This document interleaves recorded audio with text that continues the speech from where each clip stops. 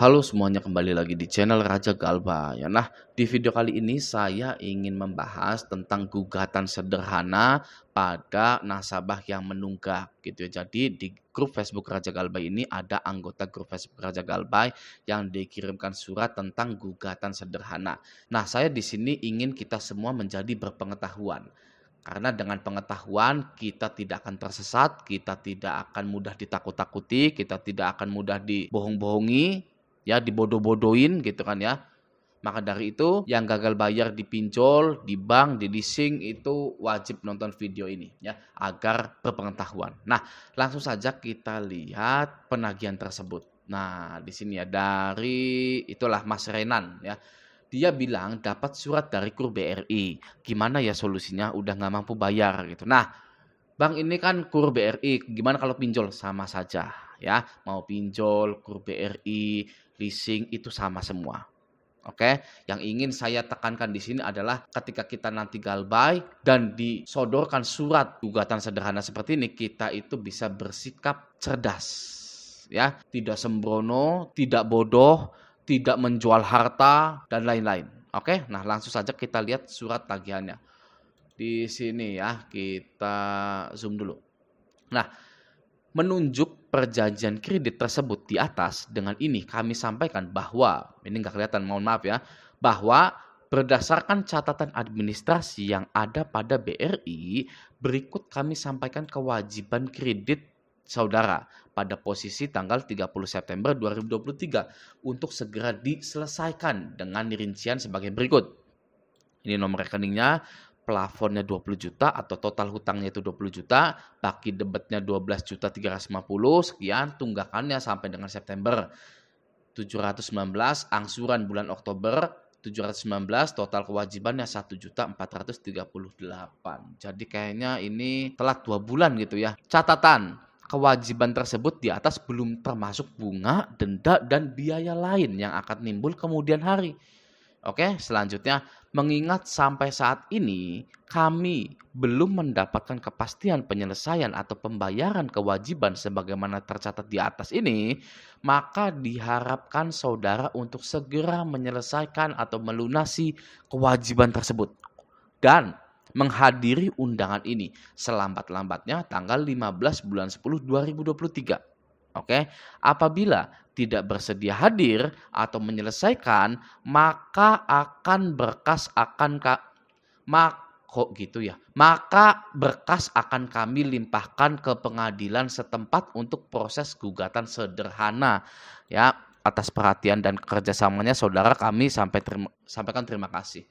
Gitu ya. Nah, jadi jika tidak dibayar, maka berkas yang galbay ini akan dilimpahkan ke pengadilan setempat untuk proses gugatan sederhana. Nah, Bang, apa itu gugatan sederhana? Langsung saja akan saya kutip dari instansi resmi pemerintah. Ya, di sini. Di sini dari Mahkamah Agung Republik Indonesia gitu ya. Prosedur gugatan sederhana judulnya. Oke, gugatan sederhana. ROSEDU. Apa ini? Gugatan sederhana. Nah, gugatan sederhana. Gugatan sederhana atau small claim court adalah tata cara pemeriksaan di persidangan terhadap gugatan perdata dengan nilai gugatan material paling banyak 500 juta yang diselesaikan dengan tata cara dan pembuktiannya sederhana. Perbedaan gugatan sederhana dengan gugatan pada umumnya adalah nilai kerugian material yang lebih khusus ditentukan pada gugatan sederhana, yakni maksimal 500 juta. Nah, jadi di gugatan sederhana itu dari 500 juta ke bawah. Tadi Mas ini hutangnya itu 20 juta. Ya, jadi masuknya ke gugatan sederhana. Oke, selanjutnya, sedangkan pada gugatan pada perkara perdata biasa, nilai kerugian material tidak dibatasi besarnya. Di samping itu, gugatan sederhana ini diperiksa dan diputus oleh hakim tunggal dalam lingkup kewenangan peradilan umum. Perma nomor 4 tahun 2019 diterbitkan untuk menyempurnakan Perma nomor 2 tahun 2015 yang bertujuan untuk mempercepat proses penyelesaian perkara sesuai asas peradilan sederhana, cepat, biaya ringan. Terbitnya Perma ini juga salah satu cara mengurangi volume perkara di MA dan diadopsi dari sistem peradilan small claim court yang salah satunya diterapkan di London, Inggris. Gugatan sederhana diajukan terhadap perkara cedera janji dan atau perbuatan melawan hukum dengan nilai gugatan material paling banyak 500 juta. Lalu perkara yang tidak termasuk dalam gugatan sederhana adalah perkara yang penyelesaiannya sengketanya dilakukan melalui pengadilan khusus sebagaimana diatur dalam bla bla bla bla bla. Gitu ya. Kita kalau mau baca seperti ini itu sukar dipahami. Saya akan berhenti membaca gugatan sederhana dari situs resmi pemerintah tersebut. Oke, memahami bahasa hukum seperti ini gitu kan.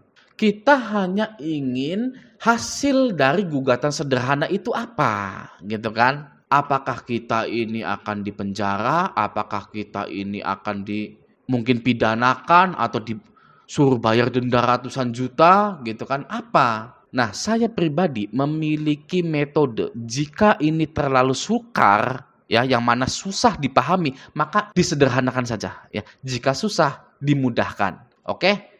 Kita lihat di sini. Gugatan sederhana atau small claim court adalah tata cara pemeriksaan di persidangan terhadap gugatan perdata. Jadi, gugatan sederhana itu bukan gugatan pidana, melainkan perdata. Ya, jadi Anda tidak bisa dipenjara, tidak bisa mungkin bahasanya dipidanakan gitu ya, dan lain-lain. Pokoknya gugatan sederhana itu adalah sidang perdata.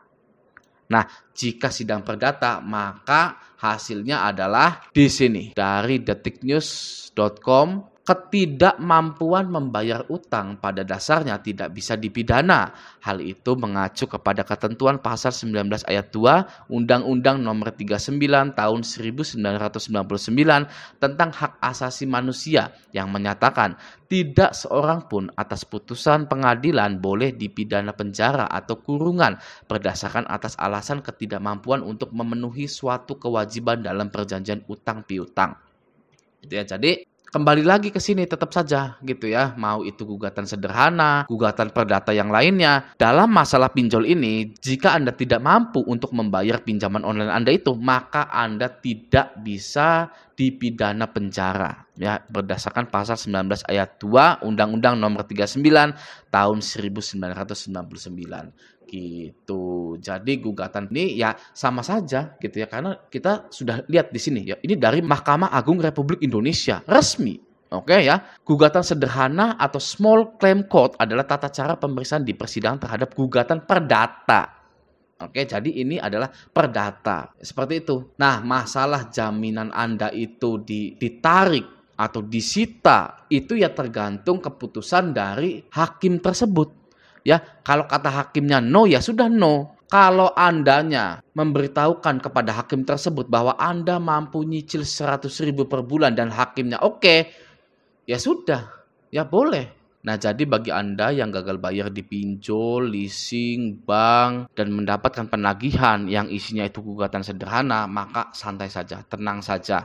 Ya, kenapa Anda mendapatkan ini? Ya karena sebenarnya ya inti masalahnya itu ya karena menunggak gitu kan, hal sepele gitu, menunggak gitu. Anda diwajibkan hadir gitu ya ke kantor tersebut. Ya Anda nanti akan ditanya, "Ibu mau gimana ini? Masih bisa diusahakan nggak bayar KUR BRI-nya gitu kan? Karena ini ada jaminannya dan lain-lain gitu." Ya. Tapi pada intinya di video kali ini adalah pengetahuan kita ini bertambah tentang gugatan sederhana. Ya, gugatan sederhana itu adalah gugatan perdata atau sidang perdata yang mana jika Anda gagal bayar di pinjol tidak bisa dipidana penjara. Seperti mengutip di pasal 19 ayat 2 ini. Gitu ya, tidak seorang pun atas putusan pengadilan boleh dipidana penjara atau kurungan berdasarkan atas alasan ketidakmampuan untuk memenuhi suatu kewajiban dalam perjanjian utang piutang. Maka dari itu stay galbay, bangkrutkan pinjol-pinjol yang ada di Indonesia karena sudah banyak menelan korban ya. Banyak aturan-aturan yang dilanggar oleh pinjol-pinjol ini, mulai dari penagihannya, bunganya, dendanya, privasi nasabah diancam-ancam, nasabah dipermalukan, nasabah dihina-hina gitu ya. Wajib kita bangkrutkan pinjol-pinjol yang ada di Indonesia ini. Oke, tetap kuat mentalnya, tetap kuat pikirannya, percaya diri. Sampai akhirnya gagal bayar nasional sukses terjadi. Ya, nah semoga video ini bermanfaat. Sampai jumpa di video selanjutnya.